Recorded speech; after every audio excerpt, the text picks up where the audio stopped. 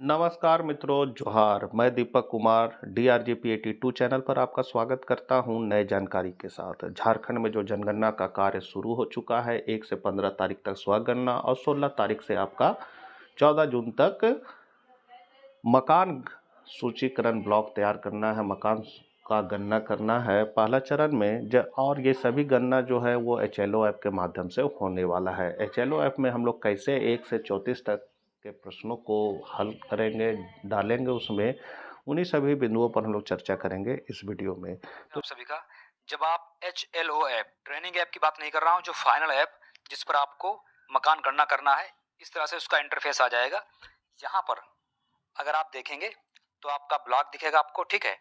और यहाँ पर आपकी डिटेल दिखती है, यानी आपका स्टेट, आपका डिस्ट्रिक्ट, ठीक है। यहाँ पर देखिए आपका वार्ड कोड है, और यहाँ पर हाउस लिस्टिंग ब्लॉक, ठीक है, ब्लॉक का नाम है। और यहाँ पर देखिए as per layout map expected number of buildings, मतलब कितने भवन है आपके जो ब्लॉक में आपको ब्लॉक मिला है लगभग अंदाजे से। तो मान लेते हैं आपने फील्ड विजिट किया और आपको मिल गया यहाँ पर 120 जो है भवन मिल गए।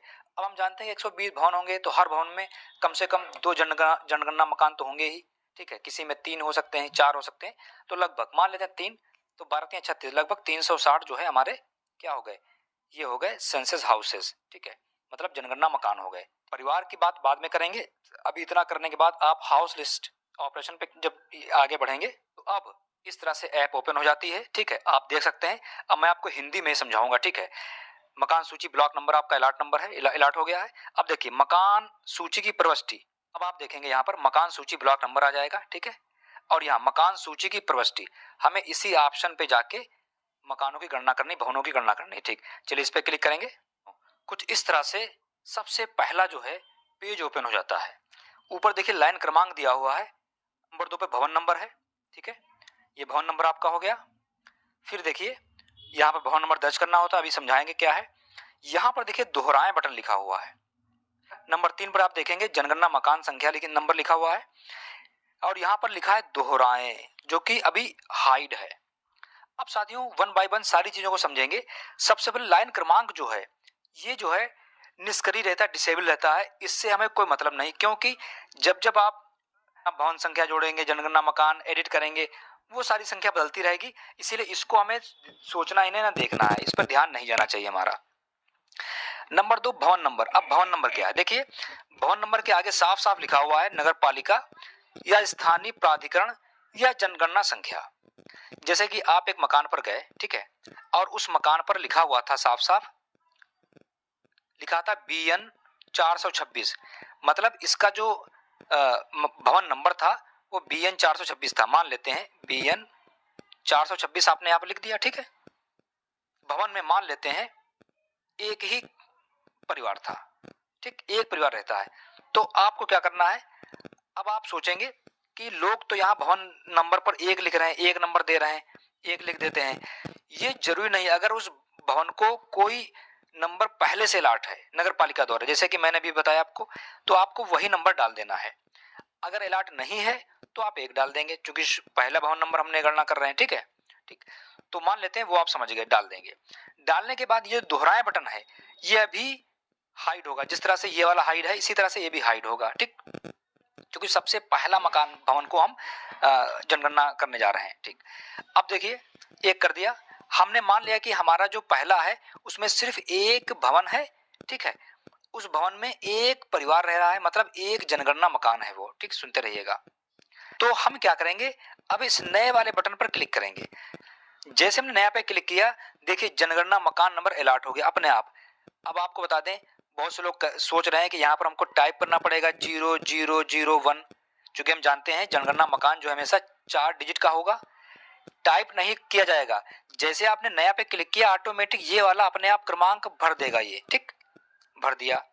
अब जब भर गया, हम क्या स्थिति लेकर चल रहे हैं, ध्यान रखिए। स्थिति हमारी ये है कि एक भवन है, उसका नाम भवन नंबर 1 हो गया, उसमें एक ही परिवार रह रहा है, मतलब एक ही जनगणना मकान है, ये स्थिति चल रही है लेकर। अभी हम दूसरी स्थिति को लेकर भी समझाएंगे, पहले इसको लेकर चलते हैं, ठीक। तो जनगणना मकान नंबर 1 भवन हो गया और जनगणना मकान उसको अलॉट हो गया। अब देखिए, अब हम सारे क्वेश्चंस करेंगे इसमें, तो इतना आप समझ गए। अब हम करेंगे अगला पे जैसे ही आप अगले पे क्लिक करेंगे इस तरह से इंटरफेस ओपन हो जाएगा और यहां मांगेगा आपका SEID। अब ये SEID क्या है? जिस जनगणना मकान की हम गणना करने जा रहे हैं, अगर उसने पहले से ही अपना सेल्फ इनैमरेशन कर रखा है, हम जानते हैं कि गवर्नमेंट ने इस बार सबको ऑनलाइन करने का अथॉरिटी दी है, वो चाहे तो अपना जो है जनगणना खुद भर सकते हैं। जो सवाल यहाँ पर 34 क्वेश्चन पूछे जाएंगे, ये 34 प्रश्न जो है वो खुद भी भर पाएंगे, ठीक है। बस भवन और जनगणना मकान छोड़कर, ठीक है। चलिए, भवन की संख्या भर दी जाएगी। तो इस तरह से यहाँ पर अगर उसने ऐसा किया है, उसने सेल्फ इनैमरेशन किया है, तो हाँ वाले ऑप्शन पर क्लिक करेंगे और जैसे हाँ पे क्लिक करेंगे उसकी SEID एक जनरेट होती है 12 डिजिट की, वो डाल दी जाएगी और उस मोबाइल नंबर डाल के सबमिट हो जाएगा फॉर्म, ठीक। अगर उसने नहीं पे क्लिक किया है तब और अगला कर देंगे। तो उसने अगर नहीं पे क्लिक किया है तो इस तरह से अब उसे 5 से लेकर सारे क्वेश्चन के आंसर देने होंगे।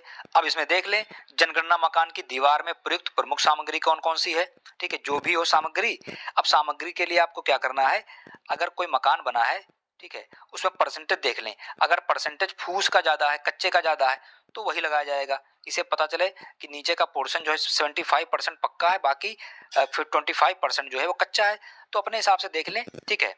प्लास्टिक पॉलिथीन से भी ढका हो सकता है, लकड़ी का हो सकता है, तो उसी ऑप्शन को चूज करके हम लोग अगले पे जाएंगे। ये बहुत इजी कर लेंगे आप, कोई दिक्कत नहीं इसमें।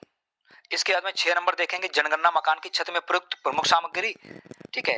कंक्रीट का बना है, ठीक है, पक्की ईंट का बना है, पत्थर का बना है, जो भी हो उसे चूज कर लेंगे, ठीक है। 7 नंबर इंपॉर्टेंट, इसलिए इंपॉर्टेंट है कि सबसे ज्यादा दिक्कत यहीं पे आ रही है। क्या है ये? देखिए, जनगणना मकान के उपयोग का पता लगाएं, ठीक। अब देखिए, इसमें 1 से लेकर 9 और 0 नीचे बंद और संस्थागत लिखा हुआ है, ठीक है। तो जैसे मान लेते हैं आप जनगणना करने गए और वो आवासीय था, वहां एक परिवार रहता था, तो आपको आवासीय करना है, ठीक है। इस ऑप्शन को चूज कर लेना है। चूज करने के बाद आपको अगले पे करना है। मान लेते हैं आप गए, आवासीय है, आपको पता है आवासीय है, ठीक है, लेकिन वो आपको ताला पड़ा हुआ उसमें लॉक पड़ा है। तो अगर लॉक पड़ा है तो आवास के साथ साथ बंद पे भी टिक लगा देंगे और नेक्स्ट कर देंगे, ठीक। तो अगर वो बंद होगा तो जो 34 प्रश्न हैं, इन प्रश्न को नहीं पूछा जाएगा, लास्ट वाले प्रश्न पर डायरेक्ट पहुंचा दिया जाएगा आपको। क्योंकि बंद है ना, तो बंद है तो जनगणना फिर सारे क्वेश्चंस आगे के बंद हो जाएंगे। सिर्फ 34 नंबर ऑप्शन पहुंचकर सिर्फ मोबाइल नंबर डाल के उसकी जनगणना हो जाएगी। अगर वो बंद नहीं है, आवाज पे क्लिक किया, अगला किया, वो सारे क्वेश्चन हम करेंगे, ठीक। एक तो पहली स्थिति हो गई। दूसरी स्थिति है कि आवास सह अन्य उपयोग। मान लेते हैं एक मकान है या 2 मकान जो भी है, ठीक, उसमें क्या है, एक परिवार रह रहा है, वो उसमें आवास रहता भी है और साथ में एक दुकान परचून की खोल रखी उसने, ठीक, या लोहार का काम करता है, ठीक है, या मान ले लकड़ी का काम करता है, ठीक, या थोड़ा मोट जो भी बिस्किट नमकीन वगैरह बनाता है सारा कुछ। तो आपको आवास से अन्य उपयोग पे टिक लगाना है, चूज करना है। साथ ही वास्तविक उपयोग दर्ज करें को भी भरना है। कैसे भरोगे आप? मान लेते हैं इसमें जो है परचून की दुकान, तो क्या लिखोगे, यहाँ पर लिखा जाएगा आवास सह, सह के बाद आवास सह के बाद अन्य उपयोग जो लिखा है, यहाँ पर लिखा जाएगा आवास सह परचून की दुकान, आवास सह लोहार, आवास सह जो भी काम हो रहा होगा, तो आवास सह के साथ वो लिखा जाएगा, ठीक है। आप हिंदी में से टाइप कर दें, अगर आपने हिंदी भाषा चूज करी हिंदी में टाइप कर लें। उम्मीद है समझ आ गया होगा, ठीक है। अच्छा, ऐसा भी हो सकता है कि वो आवास से अन्य उपयोग के साथ साथ संस्थागत हो। जैसे कि मान लेते हैं कोई अनाथ आश्रम है, ठीक, वहां पर आवास तो है ही वो, जो कि लोग रहते हैं, साथ ही वहां पर बहुत से काम भी हो सकते हैं, ठीक। तो ऐसे में आवास से अन्य उपयोग को टिक लगा देंगे और साथ ही संस्थागत कर देंगे। जब संस्थागत कर देंगे तो इस में क्या होता है, परिवार क्रमांक आगे अभी जारी होगा, उसमें 999 जारी हो जाता है। ये अभी आगे बताएंगे, अभी इसकी टेंशन मत लीजिए, ठीक है। अगर वो दुकान ही है, दुकान हो गया, ठीक, कोई दिक्कत नहीं, दुकान है, दुकान करके हम लोग अगला कर देंगे। अगर वो हो सकता कॉलेज हो सकता है, होटल लॉज को भी हो सकता है, या कोई पूजा स्थल हो सकता है, तो पूजा स्थल है, ठीक है, कर देंगे। अगर इनमें से कोई दुकान है, कार्यालय आपको मिला लेकिन वो आपको बंद मिला, माने दुकान गए आप, दुकान थी लेकिन बंद थी, दुकान पे बंद करके हम लोग आगे नेक्स्ट कर देंगे, ठीक है। तो अच्छा, एक बात है, यहाँ से देखिए ये जो लिखा हुआ है ये ऑप्शन, इन ऑप्शन को अगर आप चूज करेंगे तो सारे क्वेश्चन नहीं पूछे जाएंगे, सीधे 34 नंबर पर आपको ले जाया जाएगा। आप मोबाइल नंबर डालेंगे और उसे सबमिट कर देंगे, ठीक है। तो उम्मीद करते हैं इसको समझ आ गया होगा। कोई दिक्कत लग रही है तो कमेंट बॉक्स में पूछ लें। चलिए हम लोग आगे चलते हैं। अब उसके बाद देखिए जनगणना मकान की स्थिति क्या अच्छी है, ठीक है, जो भी है उसे करके अगले कर देंगे हम लोग। अब देखिए ये इंपॉर्टेंट है, परिवार के मुखिया से संबंधित विवरण, ठीक, परिवार क्रमांक अपने आप जारी होगा, ठीक, सुनते रहिए। अब ये क्या है, अगर कोई आवासी था परिवार क्रमांक जारी हो जाएगा, ठीक, अगर आवास है बंद था परिवार क्रमांक जारी नहीं होगा, अगर आवास से अन्य उपयोग मतलब आवास था, ठीक, और वहां पर कोई उपयोग भी हो रहा है तब भी परिवार क्रमांक जारी होगा। लेकिन अगर आवास के साथ साथ वहां कोई काम हो रहा था, साथ ही संस्थागत था, यानी जेल है, अनाथ आश्रम है, सुधार गृह है, ऐसे में यहां पर जो है वो परिवार क्रमांक 999 जारी होगा, ठीक, ये अपने आप जारी हो जाएगा, इसकी टेंशन मत लीजिए, बस आप रहने का जो स्थान है वो क्या जो भी सही लगाएंगे उसके हिसाब से जारी हो जाएगा, ठीक है। अच्छा, अब देखिए इस परिवार में सामान्यतः रहने वाले व्यक्तियों की कुल संख्या, ये तो आप गिन के लिख ही लेंगे, गिनकर यहाँ 10-15 जो भी हो वो लिख देंगे। परिवार के मुखिया का नाम, अब देखिए परिवार के मुखिया से संबंधित क्या है, परिवार का मुखिया कोई हो सकता है, उनके दादा हो सकते हैं, उनकी दादी या उनके मम्मी पापा, मतलब उस परिवार को जिस नाम से चलाया जाता है, मतलब जिस नाम का प्रभुत्व ज्यादा है, जैसे ज्यादातर घरों में पिताजी ही का प्रभुत्व होता है, पिताजी के नाम से ही सारे काम चलते हैं, तो पिताजी का नाम डाल देंगे। अगर पिताजी नहीं है, एक्सपायर हो गए किसी के, तो मम्मी का नाम डाल देंगे। अगर मम्मी भी नहीं है तो हो सकता है दादा उस घर को चलाते हो, अगर दादा भी नहीं, दादी भी नहीं, मम्मी पापा भी नहीं, तो बड़ा भाई भी हो सकता है, ठीक है। तो आप परिवार से संबंधित, ये मतलब परिवार का मतलब ये नहीं कि दादा दादी नाना नानी में से, या परिवार के मुखिया से संबंधित वो मायके का भी हो सकता है, अगर उस परिवार को वो चला रहा है जो भी है, ठीक, तो नाम दर्ज कर दिया, समझ गया, आप अगला कर देंगे। अब देखिए परिवार के मुखिया की जानकारी देना ध्यान रखिए, परिवार के मुखिया पुरुष स्त्री जो भी है उससे टिक लगा देंगे, ठीक है। अब देखिए वो किस कास्ट के हैं, देखिए यदि अनुसूचित जाति, अनुसूचित जनजाति या अन्य। अब एक बात आपको बता दें, मुस्लिम वर्ग में कभी भी अनुसूचित जाति जनजाति नहीं होते, मुस्लिम वर्ग में सिर्फ या तो वो ओबीसी होगा या वो जनरल में आएगा, ठीक है, ये चीज, मतलब जनरल में पठान सैयद ये हो जाते हैं, बाकी अंसारी है और अदर कास्ट ओबीसी में आती है, ठीक है। बाकी हिंदू धर्म में एससी भी होते हैं, एसटी भी होते हैं, तो इसको ध्यान रखना है, ठीक, यहाँ से सूची भी देख पाएंगे, ठीक है, या कोई अन्य है तो उस पर टिक लगा देंगे, ठीक, अगले पे चले जाएंगे। साथियों अब देखिए यहाँ पर इस मकान के स्वामित्व की स्थिति, मतलब भवन का मालिकाना हक कैसे है, अपना है, जो भी है, किराए का, परंतु अन्य अपना मकान। आप समझे यहाँ पर दूसरे ऑप्शन को, किराए का है जहां पर आप जनगणना करने आए किराए का है, लेकिन दूसरी जगह अपना मकान है, तो इस ऑप्शन को चूज करेंगे। किराए का एवं अपना कोई मकान नहीं, मतलब आप किराए से रहते हैं और आपके पास दूसरा कोई मकान नहीं है, तो ये ऑप्शन। अगर कोई तीसरी स्थिति उत्पन्न होती इनमें तीन में अलग, इन तीन के अलावा, तब अन्य लगाएंगे, ठीक है। अब देखिए रहने के लिए उपलब्ध कमरों की संख्या, जैसे कि इसको समझ लीजिए थोड़ा सा, जैसे कि आपका परिवार में जितने भी कमरे हैं उनको गिन लेंगे जिनमें आवास करते हैं, इसमें लेट्रिन है, बाथरूम है, ठीक है, अन्य और कोई स्टोर रूम है छोटा मोटा, उनको मत गिनिएगा, केवल जैसे बैठक हो गई, एक बेडरूम हो गया, ऐसे कमरों को गिनिए जहां पर आप रहते हैं, सामान वगैरह रखा है, रूम को गिन लीजिए, उन्हीं को 3 हो सकते हैं, 4 हो सकते हैं, जो भी है वो लिख देंगे, बस उसको ध्यान, लेट्रिन बाथरूम को नहीं चूज करना है, ठीक है।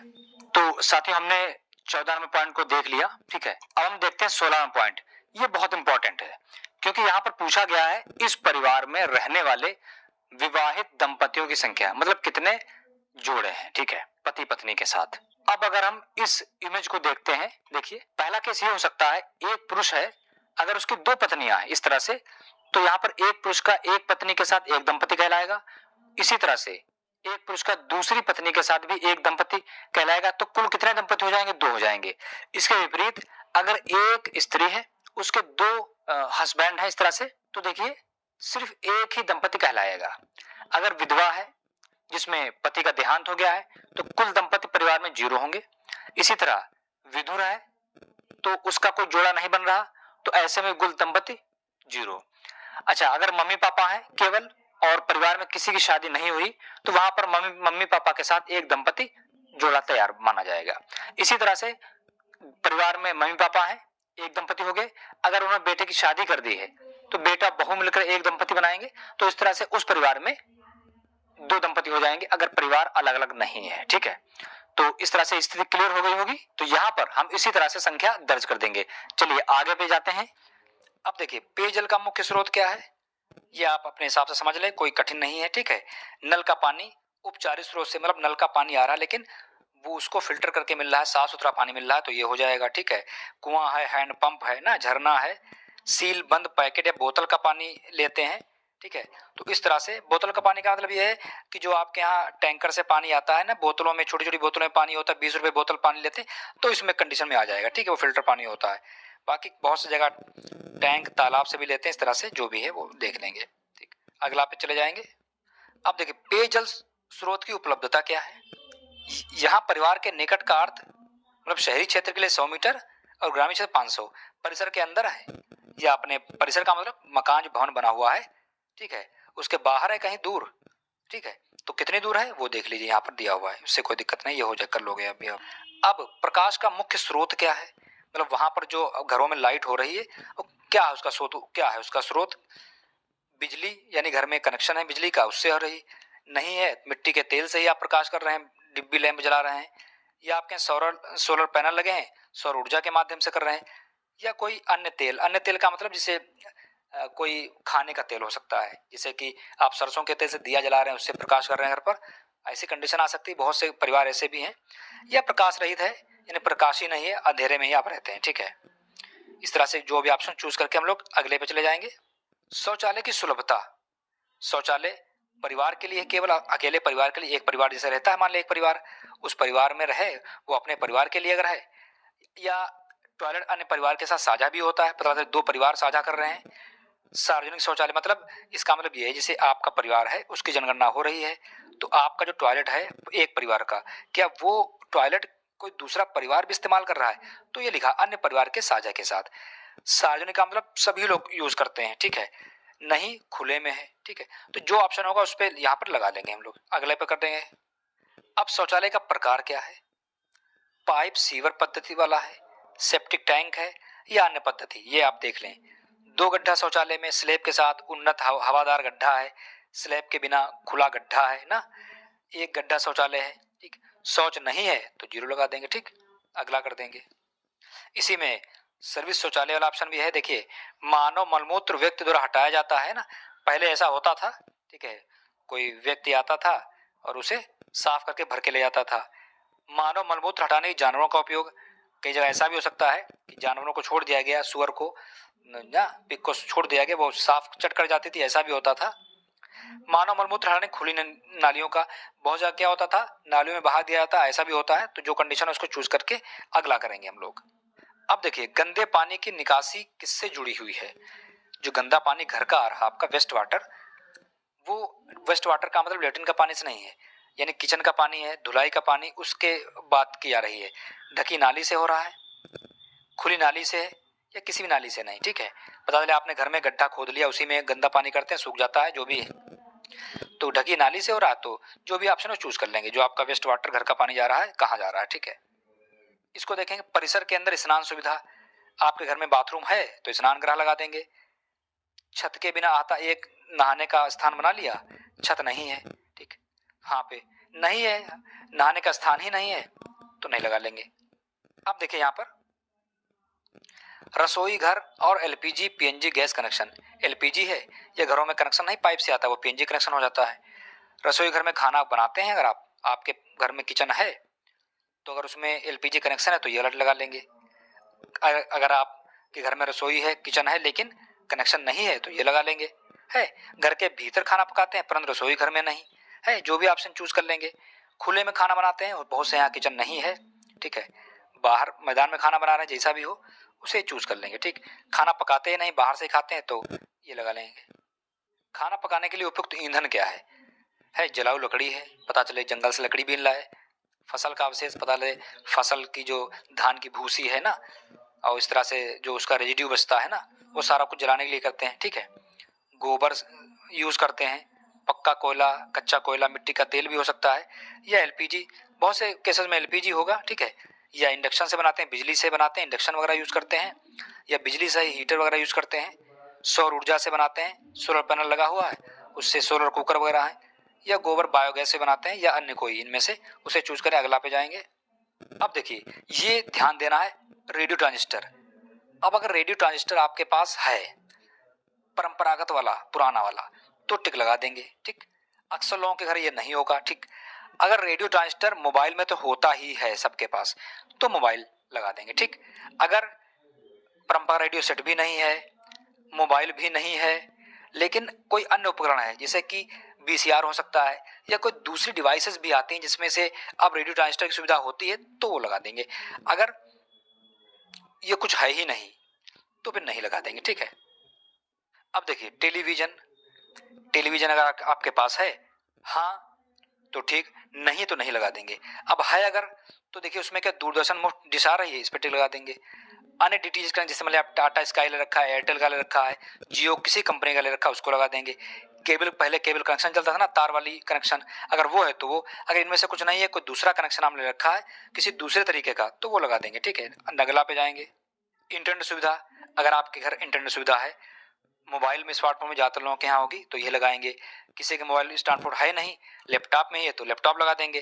किसी अन्य उपकरण में है या इंटरनेट सुविधा है ही नहीं घर पर, तो नहीं लगा देंगे। ठीक है, फिर 29 नंबर में लैपटॉप कंप्यूटर आपके पास है तो ठीक, नहीं है तो नहीं लगा देंगे।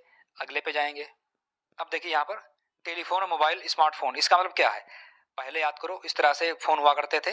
ठीक है, कीपैड वाले बड़े फोन, लैंडलाइन वाले, तो उसकी बात की जा रही है तो ठीक।